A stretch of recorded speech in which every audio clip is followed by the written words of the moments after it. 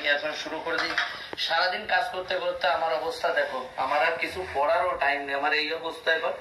আর আমার মা যে রাত্রিবেলা থেকে যে কাজটা করে রেখেছে তা করতে করতে আমার হালত খারাপ হয়ে গেছে। আর মা আমার আজকে বাবু হয়ে গেছে। মা সকালবেলা স্নান টান করে একদম বাবু হয়ে গেছে, না কোনো একটা উল্টো পাল্টা কথা বলছে না। আর ভাত রান্না অলরেডি ছড়িয়ে দিয়েছি। আর আমি এখন কি করছি, খিদে পেয়ে গেছে হঠাৎ। মাকে আমার সবার আগে খাবার দেওয়া হয়েছে, দুবার হয়ে গেছে। এখন আমি এই দেখো নুডলস খাবো, তার জন্য আমি একটু কি বলবো, এক রকমের চাউমিন, থাই চাউমিন। তো হট অ্যান্ড স্পাইসি, একটু ঝাল ঝাল খেতে ভালোবাসি তাই। তো এখন এটা বানাবো, বানিয়ে খাবো।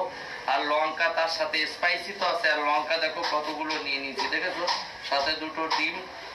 আমার যে চেহারা খেয়ে দিয়ে যাতে এটা পাল্টে যায় সেই চিন্তা ভাবনা নিয়েছি। আর যাতে কাজে এনার্জি বাড়ে, আরো কাজ করতে হবে, পরিষ্কার করতে হবে, সবকিছু ঠিক আছে। তো আর কি বলবো বলো, কথা বলতে বলতে এখনো জামা কাপড় ধুতে আবার বাকি। যাব, জামা কাপড় ধোবো, জামা কাপড় ধুয়ে তারপর করছে। অনেকেই দেখে এরকম লোক কোথায়, তো তাদের জন্য একটু ফেলে রাখবো, কোনো ব্যাপার। অলরাউন্ডার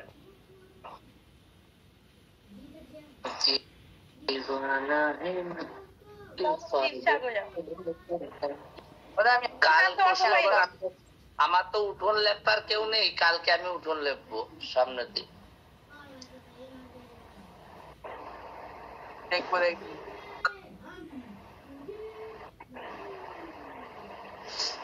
চলে গেলাম আমি। कोई बता दे, कोई बता दे, कोई बता दे না। মাসিমা ঘুম, হ্যাঁ আমার ভীষণ ভালো লাগে মাসিমা। শেফালি মন্ডল, আমাদের শেফালি কোথায় রে? টুটুদি কোথায়?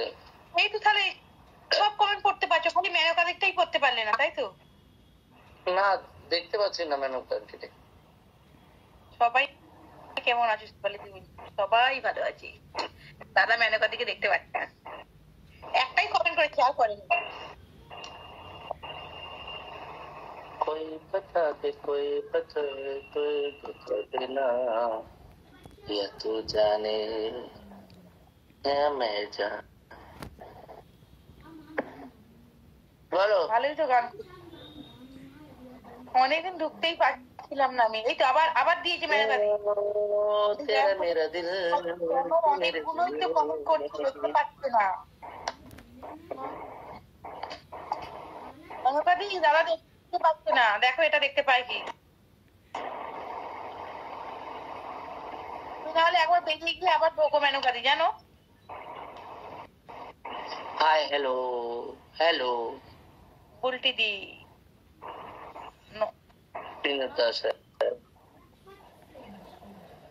লক ছিল।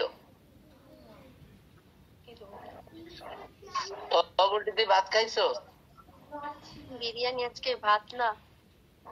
ও বুলটি দিয়ে শুটকি দিয়ে ভাত খাইছো?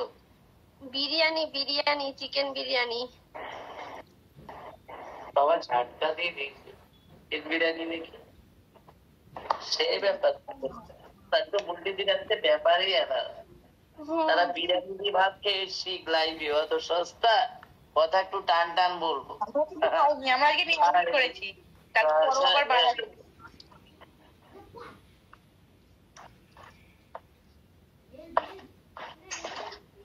যারা লাইভে আসছো কেমন আছো সবাই? আশা করি সবাই ভালো আছো।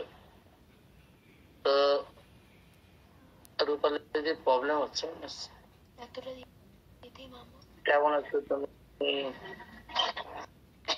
টুকটুকি টুকটুকি, আমার দুটো নাম ভালো লাগে, টুকটুকি আর টুনটুনি, সেই নাম। যে শিউলিদের কি হলো? হাসতে হাসতে শিউলিদের মুখ ব্যথা হয়ে যাচ্ছে রে, অনেক হাসছি।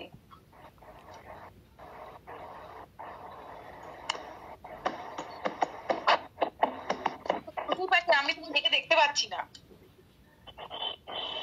নিজেকে না দেখাই ভালো, তাহলে তুমি এই সুযোগেই ভাত টাত খেতে পারবা। আচ্ছা, আর সবাই তো আমাকে দেখতে পেয়ে যাবে, তাহলে কোথায় ভালো।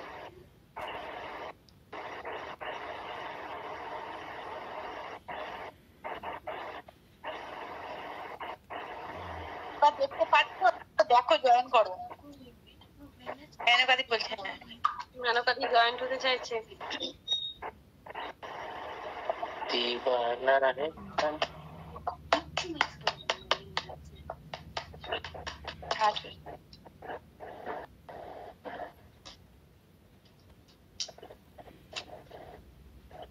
বাঁধন কোথায় গেছে? বাঁধন মোবাইল মোবাইল রুগীদের এখন একটা কোম্পানি বেরিয়েছে যে 3 মাস মোবাইল না নিয়ে রাখলে 8 লাখ টাকা দেবে। তো কেউ পারবে না, ওই 8 লাখ টাকা কেউ কামাবে না। ওই জন্যই দিয়েছে। কি বলেছে কি আমি বুঝতে পারলাম না তো, 8 লাখ টাকা কেন দেবে? একটা কোম্পানি আছে যে 3 মাস মোবাইল তুমি যদি না রাখতে, মানে 3 মাস তোমার মোবাইল দেবে, তা সেই মোবাইলটা তুমি যদি না দেখো 3 মাস মোবাইল তোমার কাছ থেকে কেড়ে নেওয়া হবে 3 মাসে। তাহলে যদি পারো তাহলে তোমার 8 লাখ টাকা দেবে। 8 লাখ তুমি পারবা না, তোমার দ্বারা সস্তা না। 2 দিনের পর বলে আমার 8 লাখ দরকার নেই, মোবাইল দে। 3 ঘন্টা কেউ ফোন ছেড়ে থাকতে পারবে না, 3 ঘন্টা। আমি ওরে অনেকে আছে 8 লাখ টাকা পাবো মোবাইল দেখতে দেখতে চোটে। 3 মাস না মোবাইল দেখলে ভালো 8 লাখ টাকা দেবে।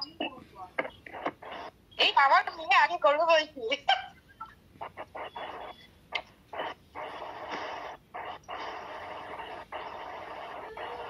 তো লাইভ হচ্ছে, মেনকাদি বলছে, দাও দেখতে পাচ্ছ না তো?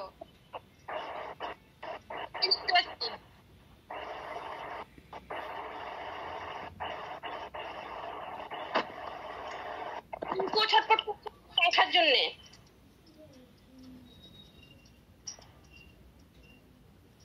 তোমাকে চিনতে পারলাম, তোমাকে চিনতে পারলাম না।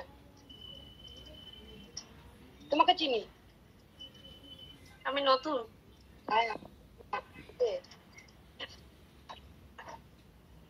তুমি কাল সকালে বাড়ি আসবে, তাহলে 10টার সময় একটু যাব। আমার বাড়ি মন্ডলপাড়া, মসলন্দপুর। আমার বিয়ে হয়েছে। আমার মোবাইলটা একটু দেখাবো তোমাকে। আমি টুকটুকি দিই। তোমাকে একটা কথা বলি, তুমি আমার বাড়িতে 22 তারিখের আগে প্লিজ এসো না। আসলে কি হয়ে যাবে বলো দিন, তোমার আমি টাইম দিতে পারবো না। তুমি কি ভাববা বলো তো? এই দাদা লাইভে একরকম কথা বলে আর আমার সাথে একরকমের ব্যবহার করছে, তোমার আমি টাইম দেওয়ার টাইমই পাবো না।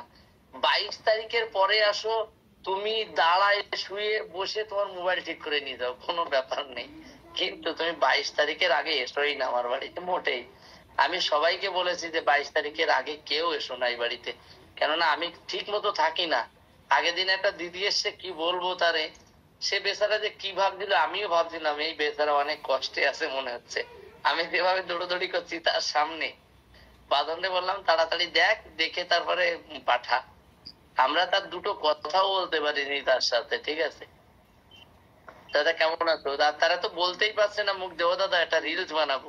আমি বলি ওটা তো উচ্চারণই করো না, মোবাইল দেখার টাইমে রিলস বানাবো। একজন তো ধরেছে, ও দাদা এই একটা আমার বাচ্চাটারে ফেলে এসছি, একটা রিলস বানাই। তারপরে দাঁড়িয়ে তাই একটা রিলস বানিয়ে দিয়ে আমি তাড়াতাড়ি বেরিয়ে গেছি, এই বলছে।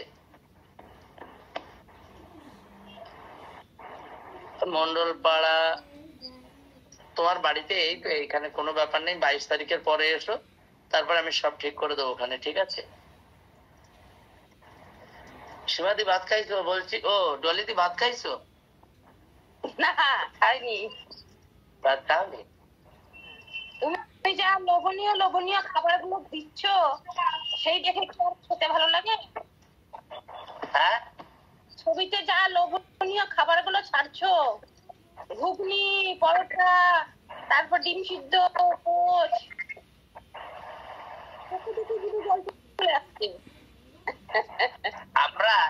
আমি আর আমার ওয়াইফ একটা চ্যানেলে কাজ করতাম দুইজনে, ভিম্যাটে।